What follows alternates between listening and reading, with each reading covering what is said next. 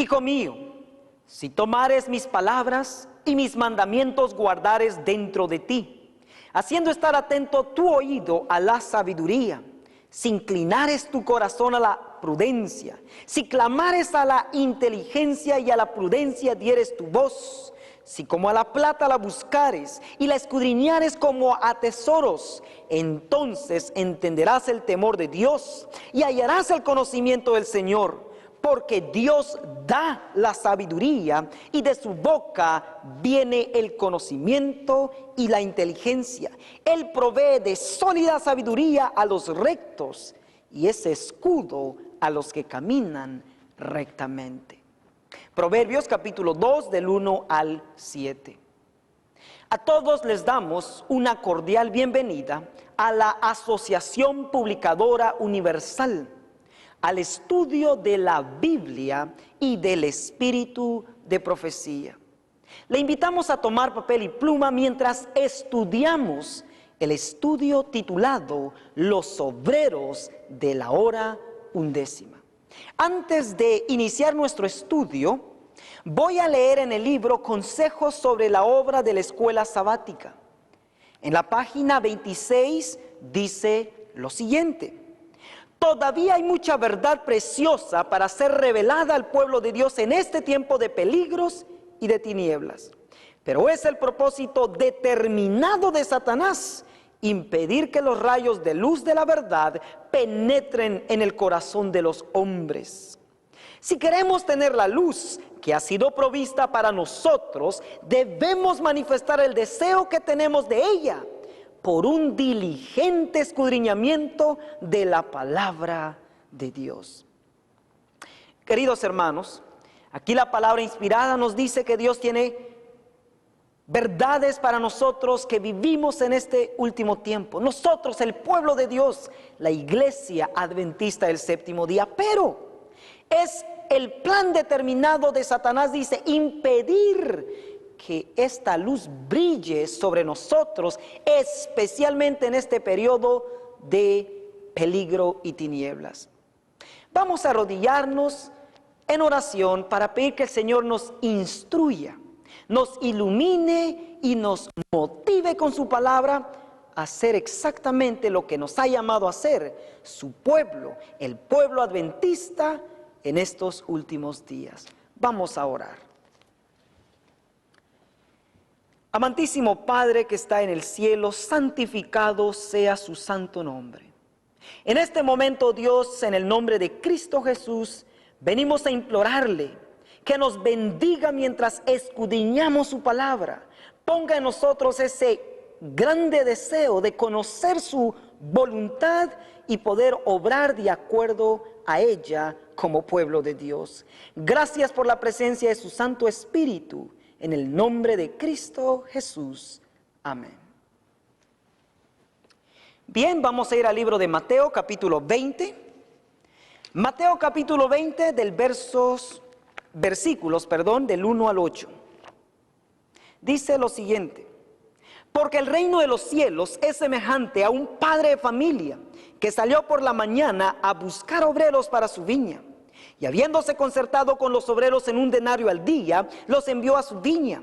Saliendo cerca de la hora de las 3, vio a otros que estaban en la plaza ociosos, y les dijo: id también vosotros a mi viña, y os daré lo que fuere justo. Y ellos fueron. Salió otra vez cerca de las horas sexta y nona, e hizo lo mismo. Y saliendo cerca de la hora undécima, halló a otros que estaban ociosos, y díceles: ¿por qué estáis aquí todo el día ociosos? Dícenle: porque nadie nos ha ajustado. Díceles él: id también vosotros a la viña, y recibiréis lo que fuere justo. Y cuando fue la tarde del día, el señor de la viña dijo a su mayordomo: llama a los obreros y págales el jornal, comenzando desde los postreros hasta los primeros. Versos 16. Así los primeros serán postreros y los postreros primeros, porque muchos son llamados, mas pocos los escogidos. Mateo capítulo 20, del versículo 1 al 8 y versos 16. Queridos hermanos, Por largo tiempo nosotros hemos leído Mateo 20, en el cual normalmente se utiliza para motivarnos a la obra misionera. Y es cierto, debemos hacer obra misionera como pueblo. Pero vamos a ver que Mateo 20 tiene algo mucho más profundo que mostrarnos a nosotros, especialmente a nosotros, el pueblo de Dios, el pueblo adventista, el remanente pueblo de Dios hoy. Dice el libro de Palabras de Vida del Gran Maestro, en la página Palabras de Vida del Gran Maestro, página 81, dice lo siguiente: Cristo es la verdad. Sus palabras son verdad y tienen un significado más profundo del que aparentan tener en la superficie. Todos los dichos de Cristo tienen un significado que sobrepuja su modesta apariencia. Las mentes avivadas por el Espíritu Santo discernirán el valor de esos dichos, hallarán las preciosas joyas de verdad, aun cuando sean tesoros escondidos. Vuelvo a leer. Las mentes avivadas por el Espíritu Santo discernirán el valor de esos dichos y hallarán las preciosas gemas de verdad, aun cuando sean tesoros escondidos. En otras palabras, queridos hermanos, Mateo 20, como muchas otras parábolas, fueron dictadas, presentadas por Cristo mismo. Son sus palabras, directamente de Él. Y dice que las palabras de Cristo tienen un significado que sobrepuja su modestia apariencia. En otras palabras, son más profundas de lo que aparentan ser en la superficie. Y los únicos que podrán comprender eso son aquellos que, bajo la influencia del Espíritu Santo, sus mentes son despertadas a escudriñarlas. Y ellos, dice la palabra, dice la promesa aquí, hallarán las preciosas gemas de verdad, aun cuando sean tesoros escondidos. Hermanos, ¿no queremos esos tesoros?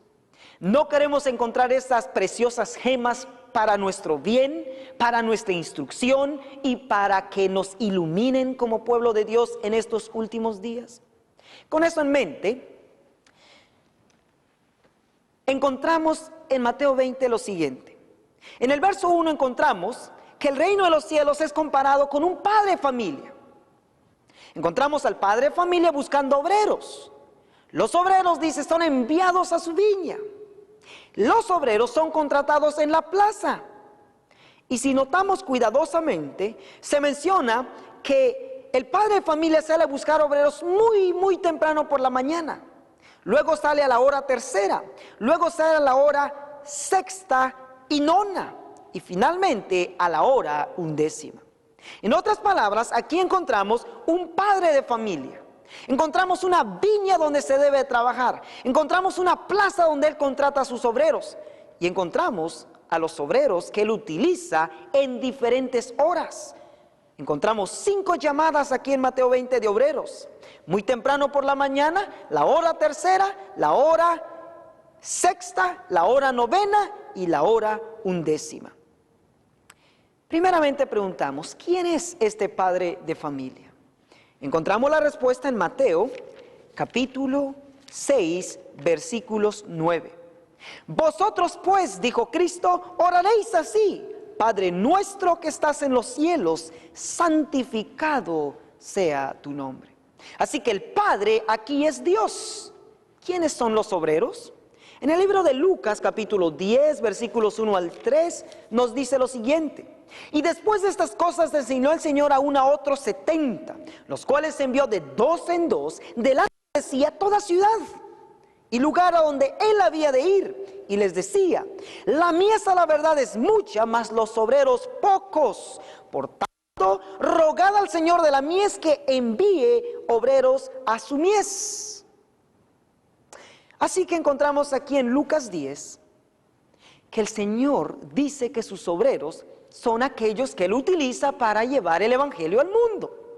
En otras palabras, los obreros son los discípulos que él ha tenido en diferentes edades, mientras el evangelio es llevado al mundo. Así que si nosotros hoy somos llamados a ser discípulos de Cristo, entonces somos obreros también, obreros que Él utiliza o desea utilizar para continuar con la obra del Evangelio en este mundo. La pregunta ahora es, ¿qué representa la viña? La viña es el campo donde ellos trabajan, donde ellos realizan la labor. En el libro de Mateo capítulo 13, versos 38 nos dice lo siguiente: el campo, o sea la viña, el campo es el mundo. Las buenas simientes son los hijos del reino, las cizañas son los hijos del mal.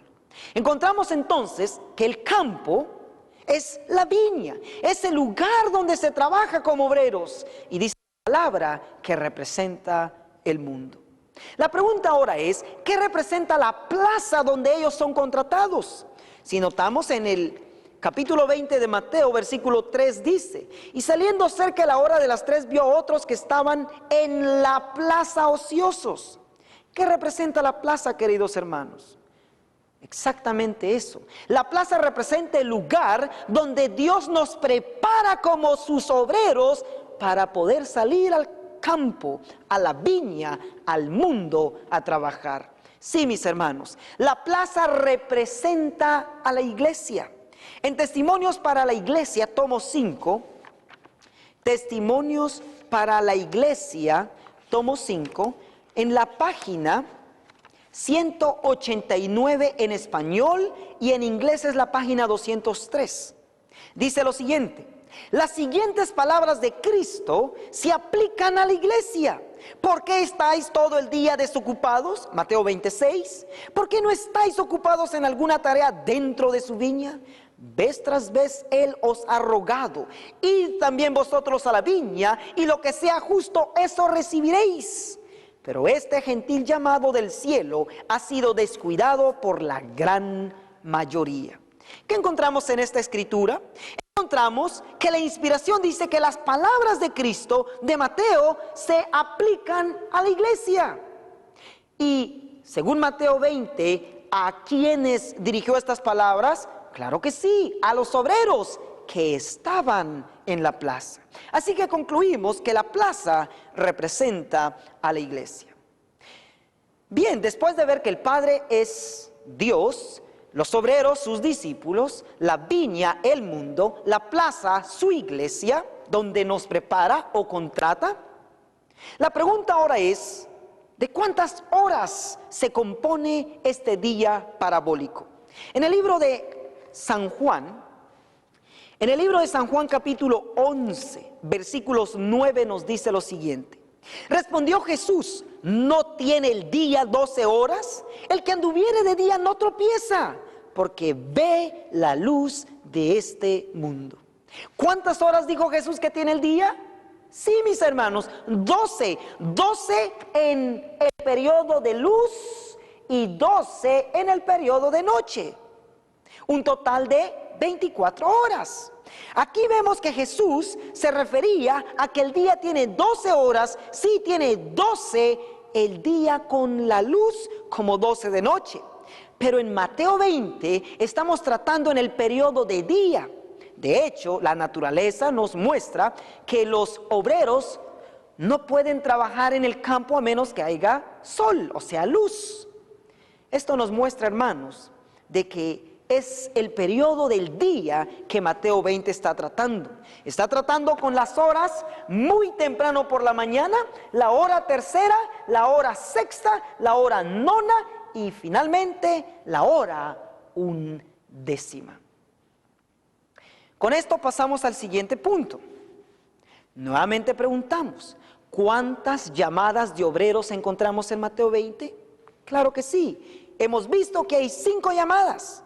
La gran pregunta es, queridos hermanos, si los obreros representan a los discípulos, a los siervos que Él utiliza para llevar el Evangelio al mundo. La pregunta es, en estas 5 llamadas, ¿dónde nos encontramos como el pueblo de Dios? ¿Dónde nos encontramos como adventistas del séptimo día? ¿Sabe usted? ¿Sabré yo en cuáles de estas llamadas nos encontramos? Eso es lo que vamos a estudiar. Y vamos a ver que el Señor no solo algo mucho más grande para nosotros, sino quiere instruirnos a ver nuestra condición en este tiempo. Vamos a regresar a Mateo 20. Vamos a leer el versículo 1 y 2 para identificar al primer grupo. Dice: porque el reino de los cielos es semejante a un padre de familia que salió por la mañana a buscar obreros, ajustar obreros para su viña. Y habiendo concertado, habiendo hecho un pacto con los obreros en un denario al día, los envió a su viña. Notemos que con los primeros obreros, Cristo hace un pacto, hace un contrato de darles un denario por el trabajo. Sin embargo, a los obreros que siguió escogiendo, el verso 3 y 4 dice: saliendo cerca a la hora de las 3, vio a otros que estaban en la plaza ociosos y les dijo: id también vosotros a mi viña y os daré lo que fuere justo. Y ellos fueron. Encontramos que los obreros de la primera hora, Dios hace un pacto, un contrato con ellos. Sin embargo, con los obreros de la hora tercera, sexta, nona y undécima, les promete darles lo que sea justo. En otras palabras, hermanos, con el primer grupo de obreros, Dios hizo un pacto, un contrato. Y el único pueblo que encontramos con quien Dios hizo este pacto es el pueblo de Israel. Sí, queridos hermanos, el primer grupo de obreros es el pueblo de Israel. En el libro de Éxodo capítulo 19, versículos 5 y 6 nos lo confirma. Dice así: ahora pues, si diereis oído a mi voz y guardareis mi pacto, vosotros seréis mi especial tesoro sobre todos los pueblos, porque mía es toda la tierra. Y vosotros seréis mi reino de sacerdotes y gente santa. Estas son las palabras que dirás a los hijos de Israel. El espíritu de profecía lo confirma de la siguiente manera: Palabras de vida del gran maestro, página 330. Página 330 dice así: no hay nada más ofensivo para Dios que este espíritu estrecho y egoísta. Él no puede trabajar con nadie que manifieste esos atributos. Los que los albergan son insensibles a la influencia de su espíritu. Los judíos, o sea, el pueblo de Israel, habían sido llamados primero a la viña del Señor. Y por causa de eso eran orgullosos y justos en su propia opinión. ¿Qué encontramos aquí? Exactamente lo que dijimos, que el pueblo de Israel, los judíos, fueron los primeros que el Señor llamó para trabajar en su viña. A manera de grupo, a manera de pueblo, el pueblo de Israel vino a ser el primer grupo que nos habla Mateo 20. Pasamos al segundo grupo. El segundo grupo es contratado, Mateo 20 versos 3 y 4, a la hora tercera. Así que veamos ahora quién es este segundo grupo, yendo a Mateo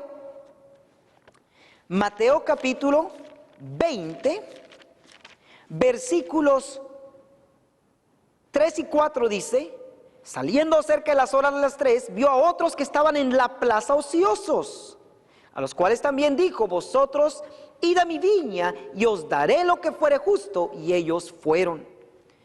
Lo que tenemos que ver ahora aquí es lo siguiente, hermanos: que Dios llamó un grupo, fue el pueblo de Israel.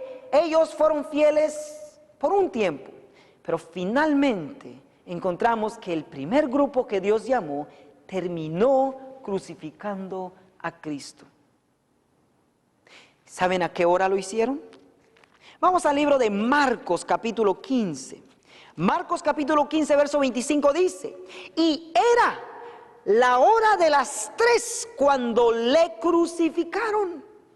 Notemos que Mateo 20 nos muestra que fue a la hora tercera, a la hora de las 3, que Cristo llama a un segundo grupo de obreros. Y notemos que Marcos 15 versos 25 dice que fue a la hora de las 3, la hora tercera, en que el pueblo de Israel, los judíos, crucificaron a Cristo. En otras palabras, cuando el pueblo de Israel, el pueblo judío, crucificó a Cristo, en ese momento ellos estaban diciendo: no queremos que tú seas nuestro Dios. Y el Señor dijo: no hay problema, ustedes no más serán mi pueblo, y llamó a un segundo grupo que los conocemos como los apóstoles, los discípulos, la iglesia primitiva. Exactamente ellos. Hechos dice lo siguiente, Hechos capítulo 2, versículo 1 y verso 4 dice: y como se cumplieron los días de Pentecostés, estaban todos unánimes juntos, y fueron todos llenos del Espíritu Santo, y comenzaron a hablar en otras lenguas como el Espíritu les daba que hablasen. Versículos 14 y 15 dice: entonces Pedro, poniéndose en pie con los 11, alzó su voz y hablóles diciendo: varones judíos y todos los que habitáis en Jerusalén, esto os sea notorio y oíd mis palabras, porque estos no están borrachos como vosotros pensáis, siendo la hora tercera del día. ¿A qué hora se levantaron a predicar en poder del Espíritu los discípulos? Sí, mis hermanos, a la hora tercera. ¿A qué hora Cristo hace el segundo llamado de obreros? Sí, mis hermanos, a la hora tercera. ¿A qué hora crucificaron a Cristo? Sí, mis hermanos, a la hora tercera. Esto nos muestra claramente que el Señor llamó a los discípulos exactamente cuando el reloj parabólico estaba señalando la hora tercera. Así que el segundo grupo, o los obreros de la hora tercera, fueron los discípulos. Vamos a ver ahora quiénes son el grupo de la hora sexta, o sea, el tercer grupo. Con esto necesito leer lo siguiente en el libro de Palabras de Vida del Gran Maestro. En la página 98 dice lo siguiente: en cada época hay un nuevo desarrollo de la verdad, un mensaje de Dios al pueblo de esa generación. Las viejas verdades son todas esenciales. La nueva no es independiente de la vieja, sino un desarrollo de ella. Es únicamente comprendiendo las viejas verdades como podemos entender las nuevas. En otras palabras, en cada etapa de la historia del pueblo de Dios, Dios ha tenido un mensaje que darle al pueblo para que el pueblo lo lleve a la viña, o sea, el mundo. Siendo que encontramos dos grupos, ya antes de llegar al grupo tercero, la pregunta es: ¿qué mensaje proclamó el primer grupo? ¿Qué mensaje proclamó el segundo grupo? Porque si entendemos eso, podremos fácilmente identificar al tercer grupo con una nueva verdad, con un mensaje nuevo para el mundo en su tiempo. En el libro de Éxodo 25, versos 8. Éxodo 25:8 dice lo siguiente: y hacerme han un santuario y yo habitaré entre ellos.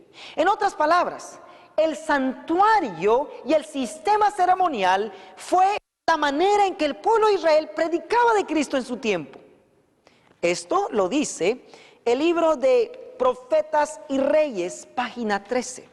Profetas y Reyes, página 13, dice así: los hijos de Israel debían ocupar todo el territorio que Dios les había señalado. Las naciones que habían rehusado adorar y servir al Dios verdadero debían ser despojadas. Pero Dios quería que mediante la revelación de su carácter por Israel, los hombres fuesen atraídos a Él.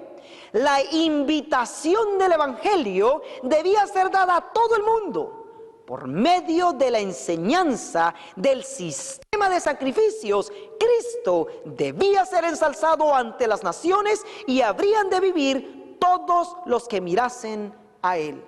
Así que concluimos que el mensaje que el primer grupo proclamó fue el santuario y el sistema ceremonial donde se resaltaba y se predicaba ¿a quién? Sí, mis hermanos, a Cristo. Bien, ¿cuál fue el mensaje del segundo grupo? ¿Cuál fue el mensaje de los discípulos? En el libro de San Juan capítulo 1, versículos 29 dice: el siguiente día Juan ve a Jesús que venía y él le dice: he aquí el Cordero de Dios que quita el pecado del mundo. 1 Corintios capítulo 2, versículos 2 dice: porque no me propuse saber algo entre vosotros, dijo Pablo, sino a Jesucristo y a este crucificado. En el libro Fe y Obras, en la página 62 dice: cuando Cristo, la esperanza de Israel, fue clavado en la cruz y levantado, como lo dijo a Nicodemo que lo sería, la esperanza de los discípulos murió con Jesús. Ellos no podían explicar la cuestión, no podían entender todo lo que Cristo les había dicho al respecto con anticipación. Pero después de la resurrección, resucitaron su esperanza y su fe, y salieron a proclamar a Cristo y a este crucificado. Así que encontramos que el mensaje de los discípulos fue: Cristo crucificado, resucitado, y el que en él creyere por fe iba a ser ¿qué? Salvo. Ese fue el mensaje de los discípulos. Así que encontramos que si el primer grupo tuvo un mensaje, el santuario y el sistema ceremonial que predicaba Cristo, encontramos que los discípulos también tuvieron un mensaje, pero ahora ya no era el corderito y el sistema ceremonial, sino ahora la realidad de todo lo que eso predicaba: Cristo en persona, el cordero que quitaba y quitó el pecado del mundo, Cristo Jesús, el crucificado y el que resucitó para salvar a todo aquel que en él creyere. Así que vamos ahora a identifiquemos ahora a los obreros de la hora sexta, que vendría a ser el tercer grupo. La única manera de identificarlos es sabiendo que cada grupo trae un mensaje nuevo para el mundo en su tiempo. Así que, ¿quiénes son los obreros de la hora sexta? Algunos dirán: bueno, los que siguen los reformadores. No los reformadores, ¿saben por qué?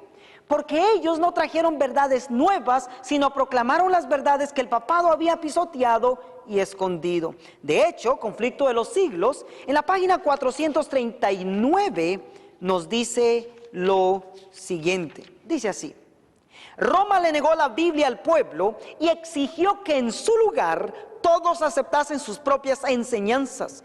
La obra de la reforma consistió en devolver a los hombres la palabra de Dios. ¿Cuál fue la obra de la reforma? Sí, mis hermanos, regresar al pueblo de Dios la palabra, la Biblia. ¿Por qué? Porque el papado la había escondido.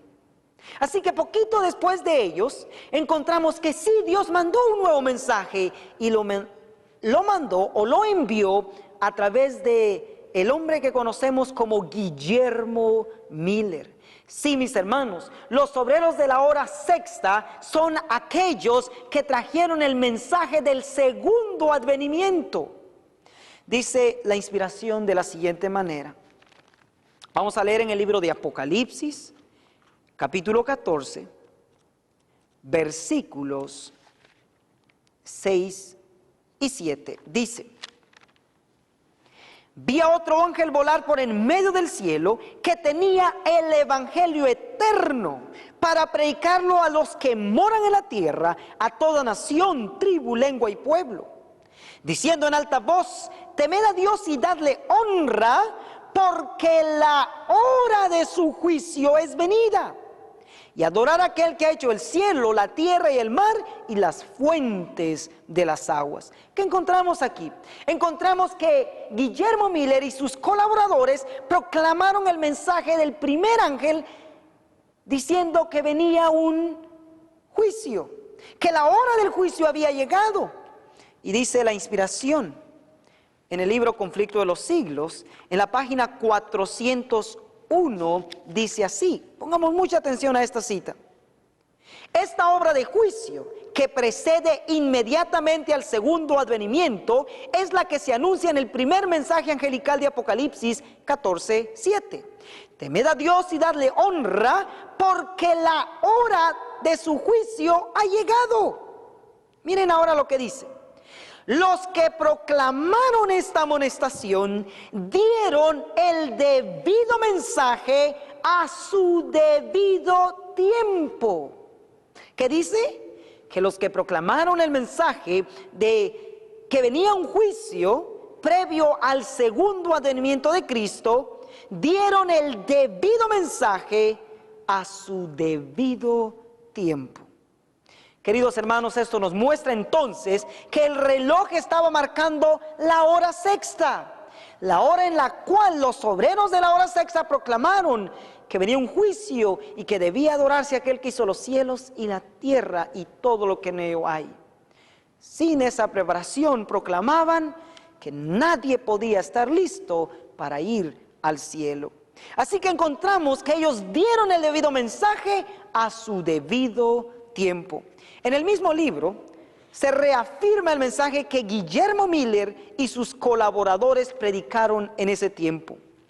Página 417 de Conflicto de los Siglos dice: a Guillermo Miller y a sus colaboradores les fue encomendada la misión de predicar la amonestación en los Estados Unidos de Norteamérica. Dicho país vino a ser el centro del gran movimiento adventista. Allí fue donde la profecía del mensaje del primer ángel tuvo su cumplimiento más directo. Los escritos de Miller y de sus compañeros se propagaron hasta en países lejanos. A donde quiera que hubiesen penetrado misioneros, allá también fueron llevadas las alegres nuevas de la pronta venida de Cristo Jesús. Por todas partes fue predicado el mensaje del Evangelio eterno. Temed a Dios y dadle gloria, porque ha llegado la hora de su juicio. Encontramos entonces, queridos hermanos, que los obreros de la hora sexta son y fueron los adventistas del primer día. Adventistas porque proclamaron el segundo advenimiento de Cristo. Del primer día porque aún que ya eran adventistas, no tenían la verdad del sábado. Vamos a reafirmar lo que acabamos de decir con Primeros Escritos.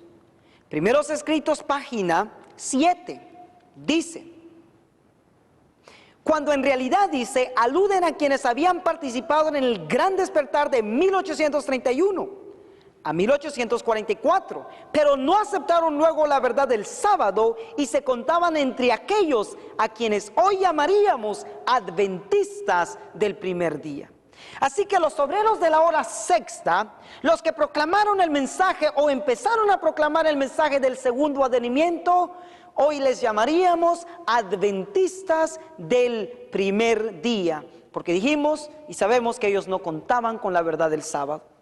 Ahora, para poder identificar a los obreros de la hora novena, les voy a invitar a leer Mateo 20, versículo 5. Mateo 25 dice: salió otra vez cerca de las horas sexta y nona e hizo lo mismo. Notemos que une a los obreros de la hora sexta con los obreros de la hora nona, cosa que no hizo con los primeros obreros y la hora tercera, ni con los de la hora tercera y la hora sexta, pero sí unió a los obreros de la hora sexta con los obreros de la hora novena. ¿Por qué, queridos hermanos? Porque el grupo que sigue, representado por los obreros de la hora nona, son los adventistas del séptimo día. Nosotros, la iglesia de Dios, hoy. Ahora, ¿cómo estoy seguro de eso? Queridos hermanos, Jesús, sabiendo esto, unió a los obreros de la hora sexta con los de la hora nona, porque los obreros de la hora sexta en 1844 pasaron un chasco. Y los que pudieron sobrevivir en el chasco, espiritualmente hablando, formaron a los obreros de la hora nona, que hoy conocemos como adventistas del séptimo día. Dice en el libro Primeros Escritos, en la página 14 y 15 del prólogo histórico de Primeros Escritos, dice: los creyentes adventistas aguardaban con honda expectación el día en que su Señor iba a volver.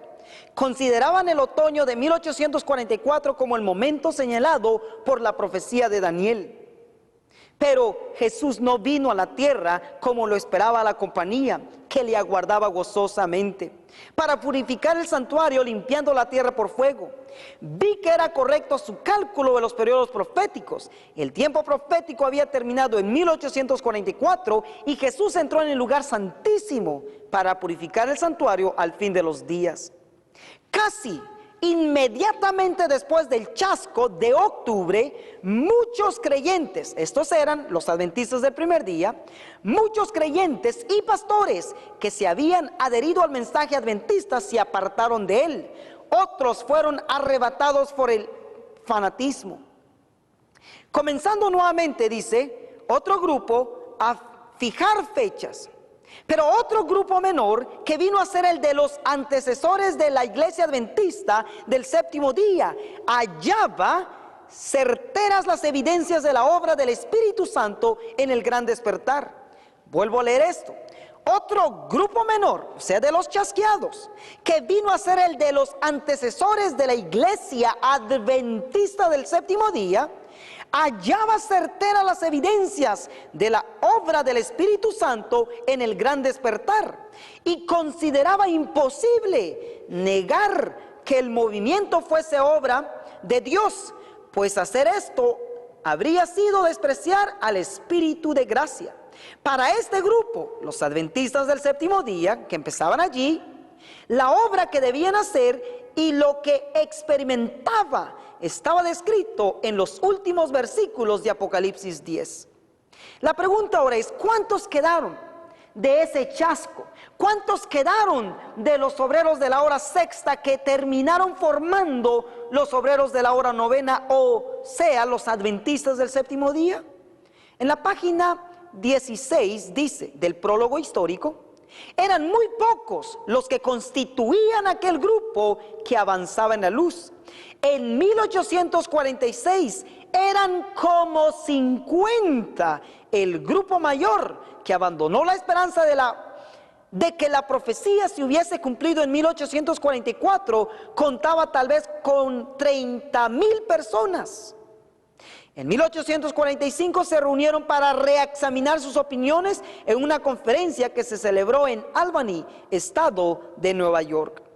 Así que aquí encontramos, hermanos, que el grupo que continuó después del chasco fueron los adventistas del séptimo día, los que no se dieron por vencidos, aunque sufrieron el chasco de 1844.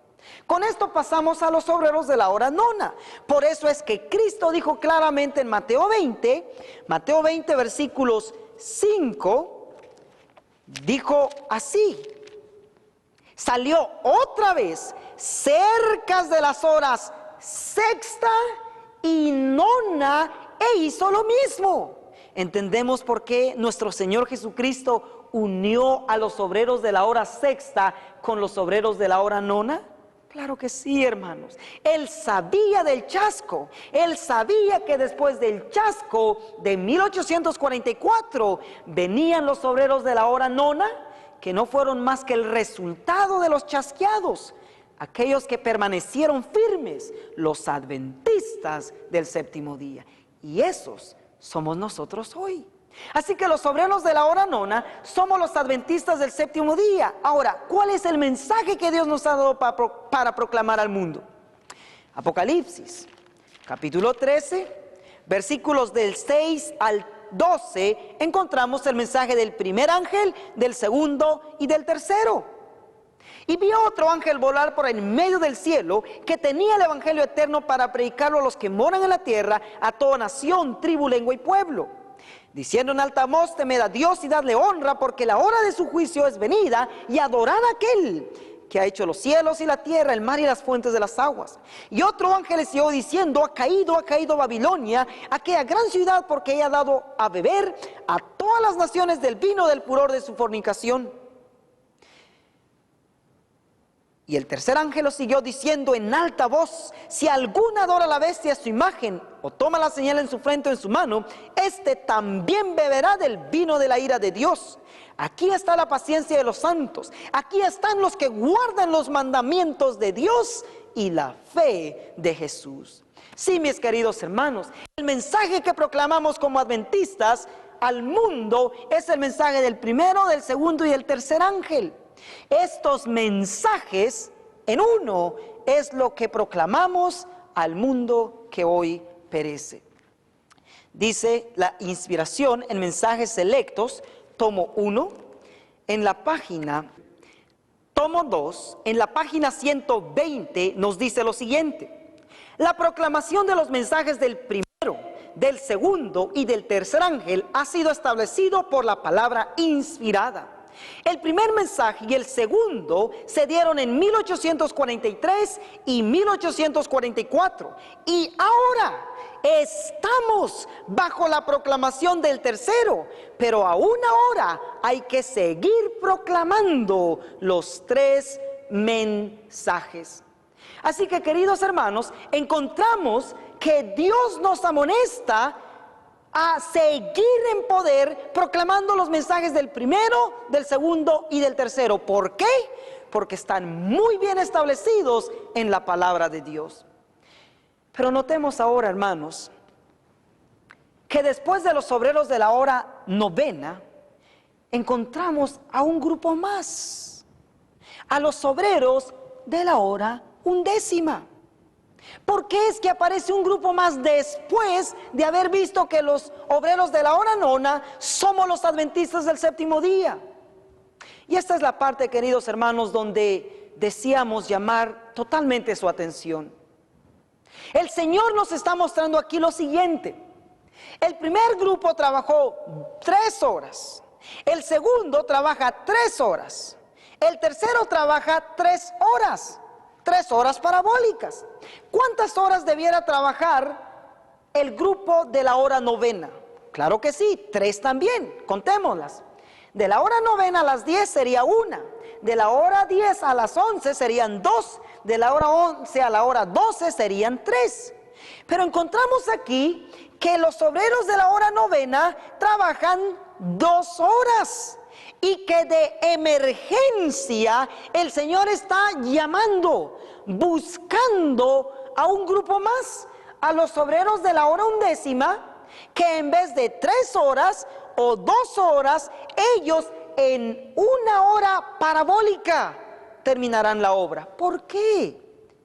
Vamos a ver, queridos hermanos, que nuestra condición como obreros de la hora nona, como adventistas del séptimo día, que debiéramos en poder estar alzando la voz, proclamando los mensajes que el Señor nos ha dado, hemos bajado esa fuerza con que debiéramos proclamar el mensaje. Y sobre todo, nuestra vida contradice lo que predicamos como pueblo. ¿Cómo sé eso, hermanos? Noten lo que dice el libro de Apocalipsis, identificando también a los obreros de la hora novena, o sea, los adventistas del séptimo día. Apocalipsis 3, versículos 14, 16 y 17 dice: y escribe al ángel de la iglesia en Laodicea: he aquí, dice el amén, el testigo fiel y verdadero, el primero de la creación de Dios. Mas porque eres tibio y no frío ni caliente, te vomitaré de mi boca. Porque tú dices: yo soy rico y estoy enriquecido, y no tengo necesidad de ninguna cosa. Y dice Dios: y no conoces que tú eres un cuitado, miserable, pobre, ciego y desnudo. ¿Creen, queridos hermanos, que en esta condición, como se describe a la Odisea, o sea, los obreros de la hora novena, nosotros los adventistas del séptimo día, podremos terminar la obra en tal condición? Honestamente, no creo, hermanos. Dice el libro Fe y Obras, página 84, dice: el mensaje a la iglesia de Laodicea se aplica a nuestra condición. Cuán claramente se describe la posición de los que creen que tienen toda la verdad, que se enorgullecen de su conocimiento de la palabra de Dios, al paso que no se ha sentido en su vida el poder santificador de ella. El problema nuestro no es no tener la verdad, no es saber que no tenemos el mensaje del primero, del segundo y del tercer ángel. Nuestro problema es que no vivimos la verdad como Dios quiere, y eso hace que nuestro mensaje no tenga poder en el mundo. ¿Esperamos tener éxito con tal condición? No. En el libro Testimonios para los Ministros, Testimonios para los Ministros, en la página 86 dice así: Está cundiendo en el mundo la impresión de que los adventistas del séptimo día están dando a la trompeta un sonido incierto y que están siguiendo la senda de la mundanalidad. Hermanos, aún el mundo, dice la inspiración, ve que el sonido de nuestra trompeta, el sonido del mensaje que proclamamos, contradice lo que vivimos. ¿Por qué? Porque estamos siguiendo la senda de la mundanalidad. Y aún así dice Apocalipsis 3:17 que nosotros decimos, no necesitamos nada, estamos bien.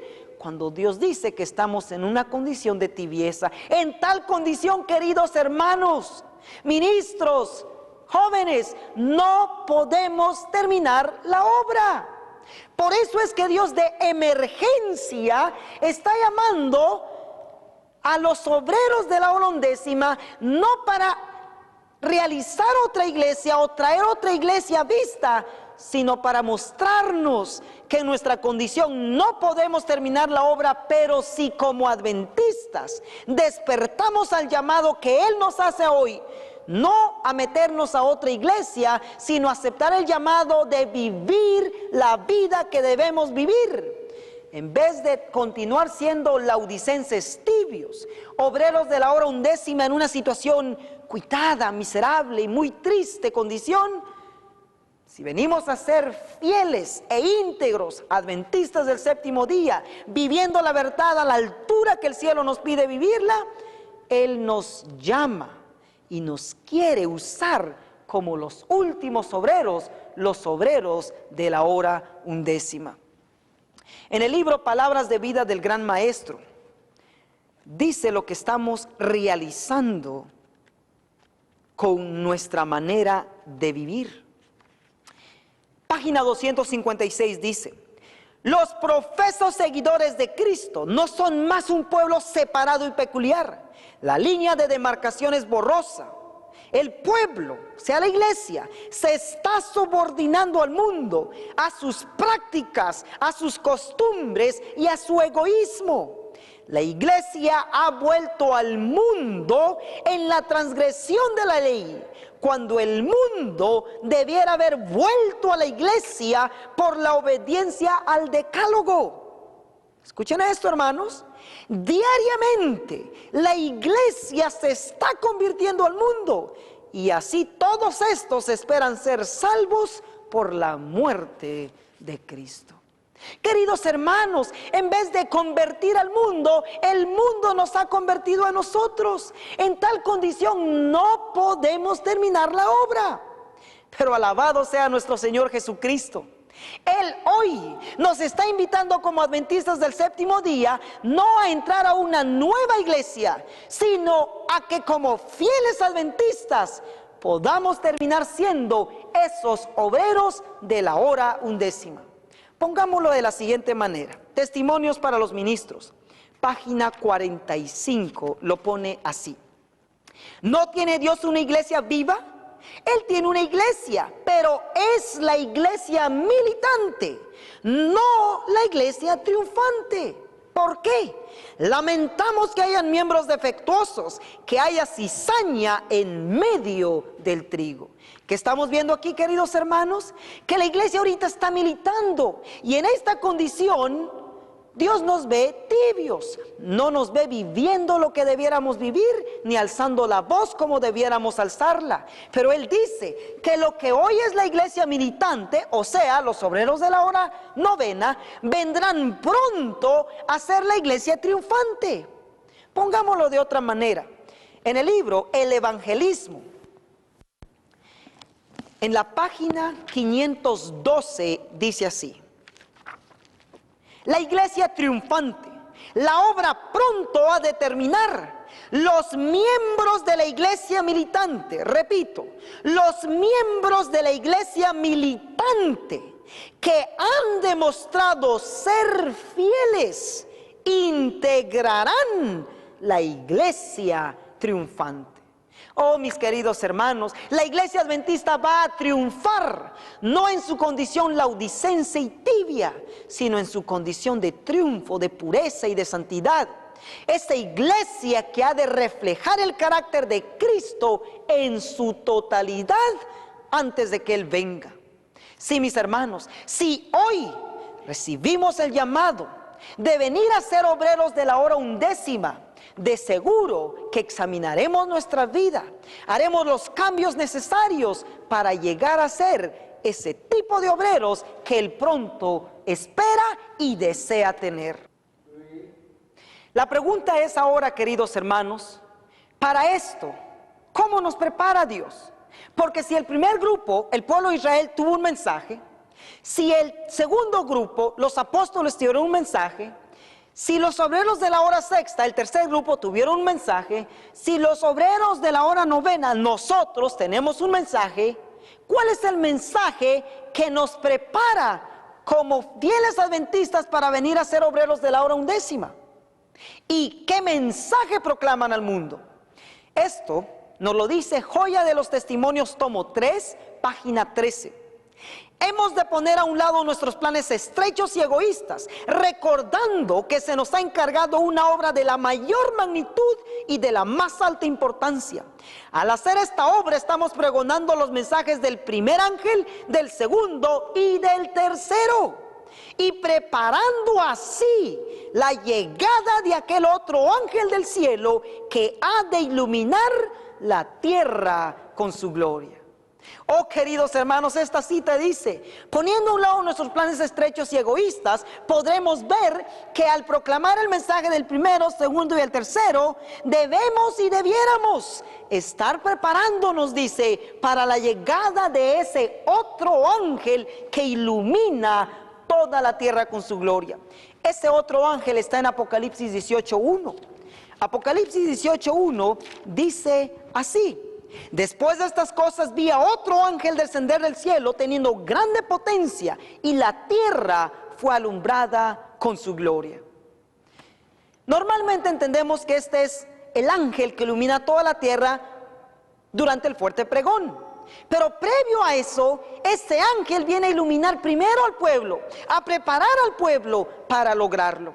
La hermana White lo pone de la siguiente manera en Primeros Escritos, página 277. Dice: después vi otro ángel poderoso, al que se le ordenó que bajase a la tierra y uniese su voz a la del tercer ángel para dar fuerza y vigor a su mensaje. ¿Qué es lo que hace ese otro ángel? Une su voz al tercero. Esto nos muestra que tiene un mensaje propio. ¿Y qué hace? Le da fuerza y vigor al tercer mensaje. ¿Cuál es el resultado? La obra de este ángel comienza a tiempo para unirse a la última magna obra del mensaje del tercer ángel. Cuando el ángel, en unión al tercero, cuando éste se intensifica hasta ser un fuerte pregón. Así se prepara el pueblo de Dios para afrontar la hora de la tentación que muy luego ha de asaltarle. Este mensaje del ángel parecía ser un complemento del tercer mensaje. ¿Qué encontramos aquí, hermanos? Que este otro ángel no se desune del mensaje que tenemos como pueblo adventista. Al contrario, viene al pueblo que tiene los mensajes del primero, del segundo y del tercero a darle fuerza y vigor y a preparar a aquellos que quieren ser obreros de la hora undécima. ¿Estamos listos para aceptar ese mensaje, hermanos? ¿Estamos estudiando ese mensaje, hermanos? ¿Sabíamos que hay otro ángel que se une al tercero y es un mensaje adicional que prepara al pueblo? ¿Abrirá usted su corazón para entrar de lleno a esa preparación que nos hará capaces de llegar a ser esos fieles siervos para la hora undécima? Si deseamos ser de esos obreros, hermanos, evitemos lo siguiente que muchos van a hacer. Eventos de los últimos días, página 213. Muchos adventistas rechazan obstinadamente la luz. En las iglesias adventistas del séptimo día habrá una manifestación maravillosa del poder de Dios, pero no obrará en favor de aquellos que no se han humillado ante el Señor ni abierto la puerta del corazón mediante la confesión y el arrepentimiento. En la manifestación de ese poder, que ilumina la tierra con la gloria de Dios, solo verán algo que en su ceguera considerarán peligroso, algo que despertará sus temores y afirmarán y se afirmarán para resistirlo, debido a que el Señor no obra de acuerdo a sus ideas y expectativas. Se opondrán a la obra porque dicen: ¿no debiéramos nosotros conocer el Espíritu de Dios cuando hemos estado en la obra por tantos años?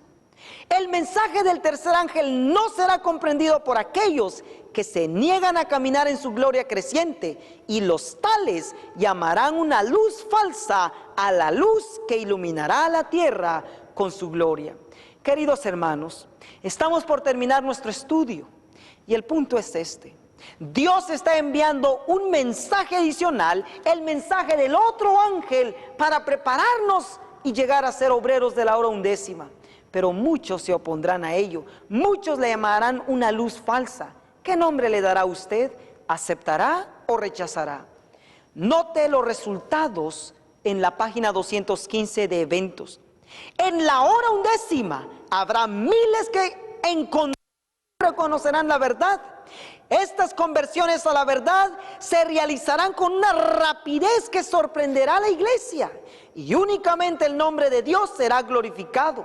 Habrá miles convertidas a la verdad en un día, los cuales en la undécima hora verán y reconocerán la verdad y los movimientos del Espíritu de Dios. Página 216. Viene el tiempo cuando habrá tantas personas convertidas en un día, como las hubo en el día de Pentecostés, después que los discípulos recibieron el Espíritu Santo. Queridos hermanos adventistas del séptimo día, escucharemos este llamado de emergencia que Dios nos está haciendo para prepararnos, aceptar y vivir la luz que tenemos y el mensaje que le viene a dar fuerza y poder a lo que creemos como adventistas. Si es así, escucha el llamado del Señor hoy en tu corazón. Hoy es el día, mi hermano, mi hermana, hoy es el día, querida iglesia, de ver, aceptar y estudiar aquello que ha de prepararnos para ser pronto los obreros de la hora undécima, esos siervos que en poder del Espíritu van a terminar la obra. Que el Señor nos bendiga para ser uno de los obreros de la hora undécima. Por mucho tiempo hemos escuchado, queridos hermanos, que los laicos van a terminar la obra. Noten esta cita y con esto me voy despidiendo de ustedes. Hechos de los Apóstoles, página 90 y 91. Dice: Dios enviará a su viña a muchos que no han sido dedicados al ministerio por la imposición de las manos.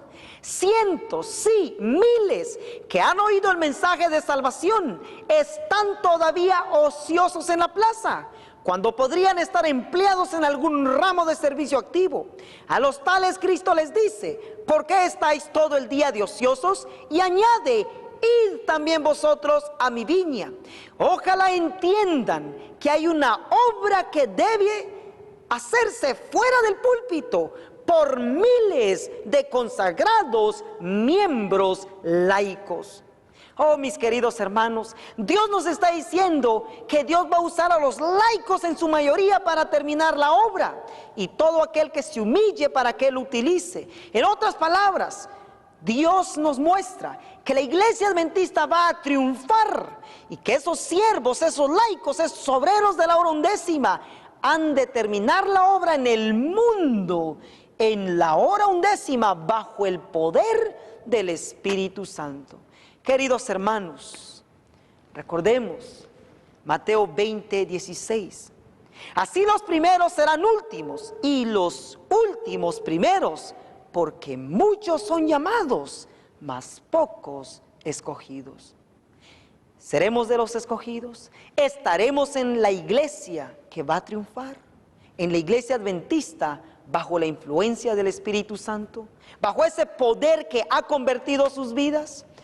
La única manera de llegar a estar allí, mis hermanos, es bajo la luz que Cristo nos está enviando a través del mensaje adicional del ángel que se une al tercero.